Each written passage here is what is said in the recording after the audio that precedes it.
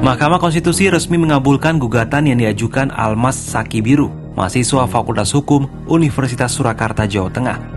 Dalam putusannya, Mahkamah Konstitusi menyatakan usia minimal capres dan cawapres paling rendah 40 tahun atau pernah atau sedang menduduki jabatan yang dipilih melalui pemilihan umum termasuk pemilihan kepala daerah.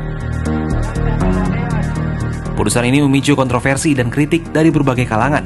Bahkan 9 hakim MK tidak menghasilkan keputusan bulat karena sejumlah hakim menolak gugatan tersebut dengan mengajukan dissenting opinion atau pendapat berbeda.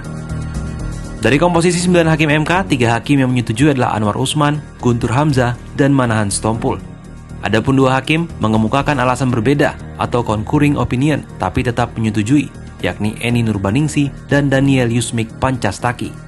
Sementara 4 hakim lainnya, yakni Suhartoyo, Saldi Isra, Arif Hidayat, dan Wahiduddin Adam menolak gugatan. Atas persetujuan 5 hakim MK tersebut, akhirnya gugatan syarat pernah menjadi kepala daerah untuk menjadi capres-cawapres dikabulkan oleh MK. Lantas seperti apa sepak terjang 5 hakim MK yang mengabulkan gugatan ini? Pertama ada sosok Ketua MK Anwar Usman. Anwar memimpin MK sejak 2 April 2018. Kemudian ia terpilih kembali menjadi Ketua MK pada Maret 2023 untuk masa jabatan 2023 hingga 2028. Anwar mengawali karir sebagai hakim MK sejak tahun 2011. Pada Mei 2022, Anwar sempat menjadi sorotan setelah menikahi adik Presiden Jokowi, Idayati. Banyak pihak menilai hubungannya tersebut rawan konflik kepentingan, sehingga ia sempat didesak mundur dari jabatannya sebagai hakim MK.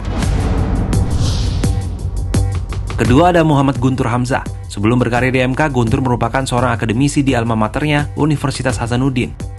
Pada 2015, ia ditunjuk sebagai Sekretaris Jenderal MK sebelum akhirnya menduduki jabatan Hakim MK pada November 2022.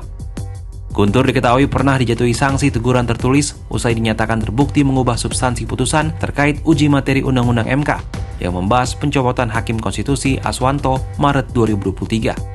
Guntur dinyatakan terbukti melanggar kode etik dan asas integritas terkait perubahan substansi perkara yang sempat menjadi polemik publik tersebut. Ketiga, Manahan Sitompul. Adapun karir Manahan Sitompul di MK dimulai saat ia terpilih menggantikan Muhammad Alim yang pensiun pada April 2015. Manahan mengucap sumpah jabatan di hadapan Presiden Jokowi pada Selasa 28 April 2015 di Istana Negara Jakarta. Desember tahun ini Manahan akan pensiun. MA pun membuka seleksi bagi Hakim Agung dan Hakim Tinggi untuk menjadi Hakim Konstitusi menggantikan posisinya. Kemudian ada Eni Nurbaningsih yang terpilih menjadi Hakim Konstitusi MK, gantikan Maria Farida Indrati yang masa jabatannya berakhir pada Agustus 2018. Sebelum menjadi Hakim MK, Eni menjabat Kepala Badan Pembinaan Hukum Nasional atau BPHN, Kementerian Hukum dan HAM. Eni juga pernah masuk dalam tim panitia seleksi pimpinan KPK pada 2015. Sebelum dilantik menjadi Hakim MK, Eni sempat jadi sorotan karena dianggap sebagai orang dekat dari Menkumham Yasona Lawli karena jabatannya di Kemenkumham. Terakhir, ada nama Daniel Yusmik Pancastaki yang terpilih sebagai Hakim MK sejak Juli 2020 dengan masa jabatan hingga 2025.